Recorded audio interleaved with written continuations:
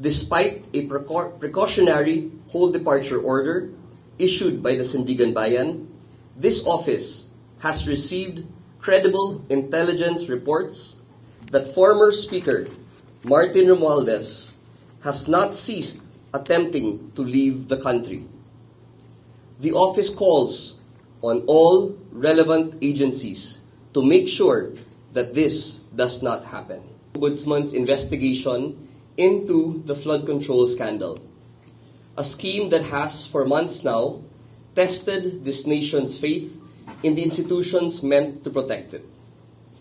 After a thorough and painstaking investigation, the Office of the Ombudsman is set to file 2 separate complaints for preliminary investigation against former House Speaker Martin Romualdez, Mr. Elizalde Co, and several others, one for plunder under Republic Act number 7080 and another for violation of the Anti-Money Laundering Act as amended.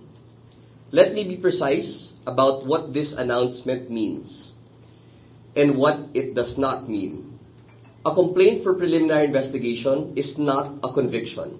It is not, at this stage, a formal charge before a court. It is the office's determination that the evidence gathered is substantial enough to warrant a full and formal inquiry into whether or not the case should be filed in court. Every respondent will be given the opportunity to answer. The presumption of innocence stands, as it must, unless and until proven otherwise in the proper forum. At this point, we will ask the respondents, including former Speaker of the House, Martin Romualdez, to answer the allegations contained in the complaint and put forth his defense. Once we receive his defense and that of his co-respondents, the case will be submitted for resolution and the decision will lie with the panel of prosecutors whether or not the case should be filed in the Sandigan Bayan. I would like to assure the public that this office follows the evidence where it leads. Regardless of the office once held, the influence still wielded, or the political weight of the name involved. Our investigation identifies former Speaker Romualdez as the central figure in a scheme built on the diversion of public funds meant for flood control projects. Funds that were supposed to shield Filipino communities from the very floods that year after year take their homes, their livelihoods, and too often their lives. His correspondents in this complaint include former Congressman Zalde Co, among others. At the core of this case is the testimony this office does not take lightly. Sworn statements from 8 individuals who formerly served as Mr. Co's own security personnel. People who were present, who moved with him, who witnessed the exchanges firsthand, detailing the amounts delivered from Mr. Co to former Speaker Romualdez. This is not hearsay passed down secondhand. It is a first-hand account from those who were there. That testimony does not stand alone.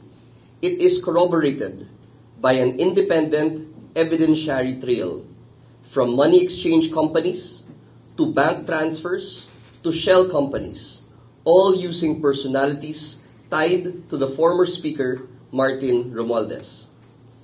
The former security personnel of Mr. Zalde Co record the first trace of money from Mr. Zalde Co to the former Speaker.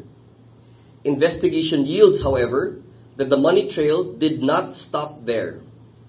In an apparent attempt to cover up the extraordinary wealth, the money was exchanged, commingled, and laundered through an elaborate scheme. The result? Numerous luxury houses and condominiums, extravagant investments in different industries, and enough money left to change narratives, buy opinions, and attempt to destroy and manipulate evidence.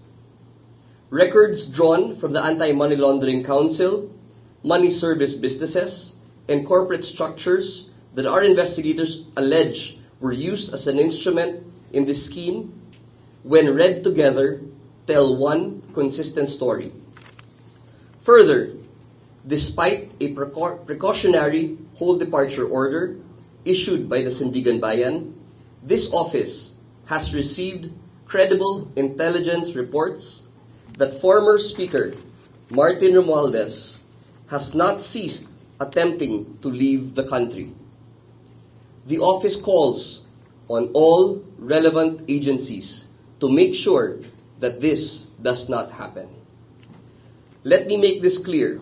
We are not done collecting evidence. We are not done filing cases. The investigation reveals more and more each day and each week. To look away at this point is contrary to the very mandate of this office. So, we build cases as the evidence comes, and each element and crime becomes more apparent. As more come, the more we work, and the more our cases churn. To every Filipino who has watched this scandal unfold with mounting anger and mounting doubt, who has asked again and again whether accountability would ever reach the top of the scheme, or whether it would stop, as it so often has, somewhere in the middle. I say to you, the evidence has spoken, and this office has acted on it. Funds meant to hold back floodwaters were instead allegedly diverted into private hands, while communities were left exposed to the very disasters those funds were meant to prevent. The betrayal deserves and will receive the full and fair weight of the law. This office will provide further updates as these complaints proceed through preliminary investigation. We thank the media for their continued diligence in covering this case, and we thank the Filipino public for their patience as due process, real due process, is allowed to run its course. Maraming salamat. I'll entertain a few questions on my statement. Please use the microphone and introduce yourself as well as the media outlet that you represent, please. Thank you.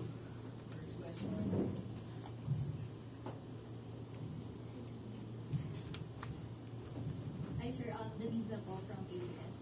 Sir, kamusta po yung kay former Secretary Manuel Bonoan? Di ba na-mention po before na meron po siyang mga statements na gagamitin para po sa case against former House Speaker Romualdez? This actually is not yet the grand conspiracy case. I would like to clarify na ito ay galing doon sa 8 former personnel, security personnel ni Zaldico. And from those statements, we were able to build a completely different case. And yung mga nakakorroborate ho dito ay hindi pa po si Secretary Manny Bonoan. So, ito ay patungkol doon sa kanyang amassing of wealth, no? Yung pag-launder niya ng pera, and ultimately, as we have identified a predicate crime, it will also result in the crime of plunder. So, as I alluded to in my speech, na hindi pa ito yung huling kaso, yun po ang ibig ko sabihin. Na meron pang grand scheme or grand conspiracy of plunder that we are still looking at, and which involves the 2025 budget of the House. So this is separate from that. Pero as I mentioned dito sa aking statement, hindi po pwede na antayin namin lahat ng ebidensya para mag-file na kami. Once we have enough evidence to support a case, especially that if it's for plunder, we will file it already. At hindi na namin antayin yung ibang kaso niya para sabay-sabay. Hindi ho ganon. So kung ano po yung mauna, yun po i-file namin.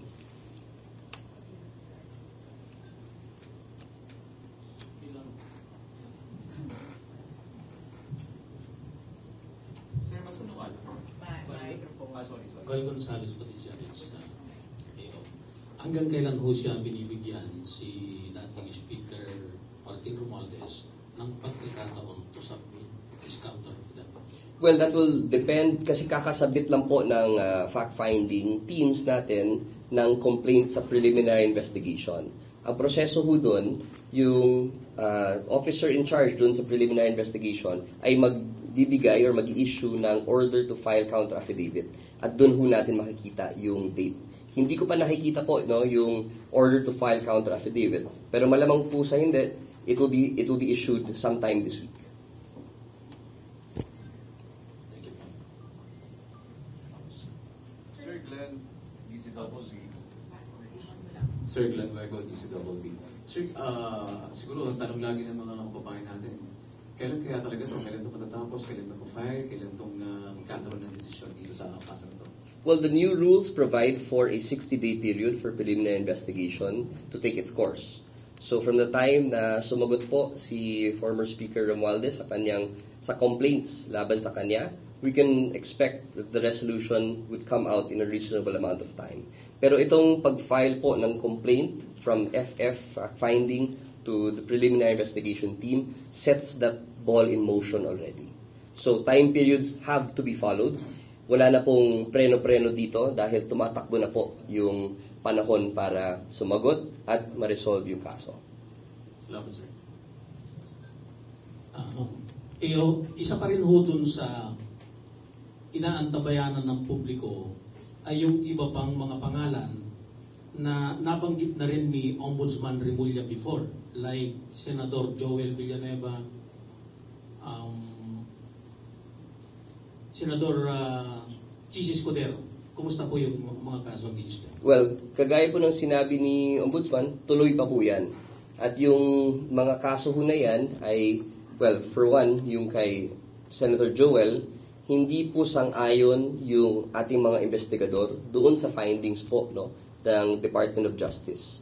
So, once na-endorse po yung kaso galing sa DOJ, meron pa pong gustong dagdagan yung ating mga investigador dito dahil nagkaroon po ng parallel investigation. I just want to remind na nung nasa DOJ pa po kasi yung kaso ni Senator Joel, iilan lang po sa mga witnesses or testigo ang pumunta sa DOJ.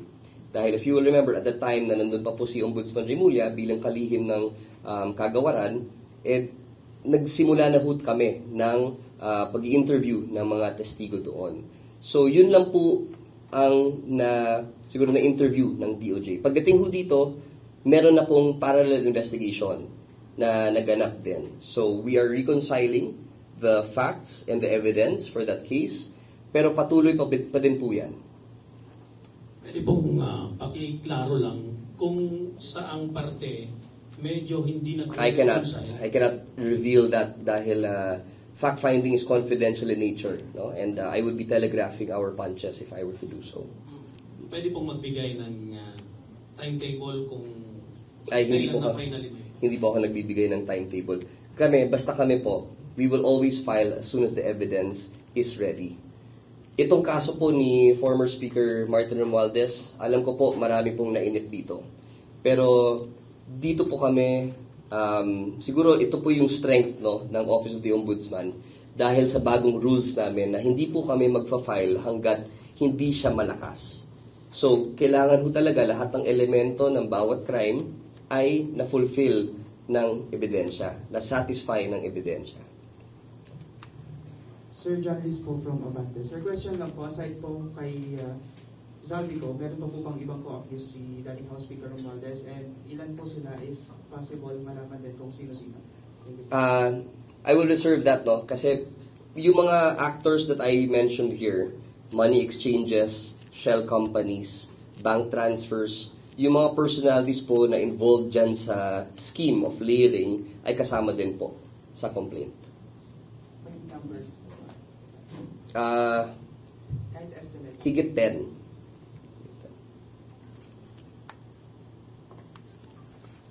Sir, dun sa attempt to leave ni dating Speaker Martin Romualdez, can you expound on that, sir? Ilang beses siya nag-attempt, and ano yung mga move na ng Office of the Ombudsman? Well, ito nga, nananawagan ho kami sa mga ahensya na may kinalaman sa border security at siguro yung mga ating mga law enforcement agencies na sana po ay bantayan nyo na po yung mga galaw, dahil nakakuha po ang office natin ng intelligence reports na kahit meron na po siyang precautionary whole departure order, may balak pa din po siyang umalis. And sa amin po, dahil matagal na naming ini-investigate itong kaso na ito, matagal na naming gustong i-file to actually, although of course we had to let it go through the proper process, the right evidence gathering, at nandito na tayo sa punto na ito, sana po hindi masayang yung ating trabaho at ating effort dito.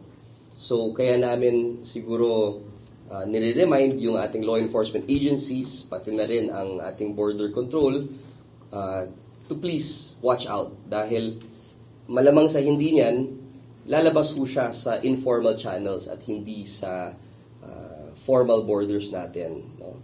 May PHDO na siya. Ibig po sabihin yan, hindi na po siya makakaalis gamit ang ating mga normal or formal borders. Airport, seaport. No? Pero itong intelligence ko natin, kailangan bantayan lahat. No? So we really hope, no, na itong mga border control agencies, pati na po yung law enforcement agencies, could be on top of this. Sir, mahirap ba if in case man na makaalis si dating Speaker Martin Romualdez, ano na po yung mangyayari dun sa mga PI level na complaints sa kanya dito sa Ombudsman? Sa preliminary investigation stage po kasi, pag hindi po sumagot ang isang respondent, ibig po sabihin, parang niwe-waive na po niya. Actually, niwe-waive na po talaga niya yung kanyang karapatan para sumagot at maghain ng counter affidavit na ang nilalaman ho niyan ang kanyang depensa. No? So, we will have to resolve the case on the basis na lang po dun sa allegations sa complaint. So, wala na po siyang chance to defend himself in this forum.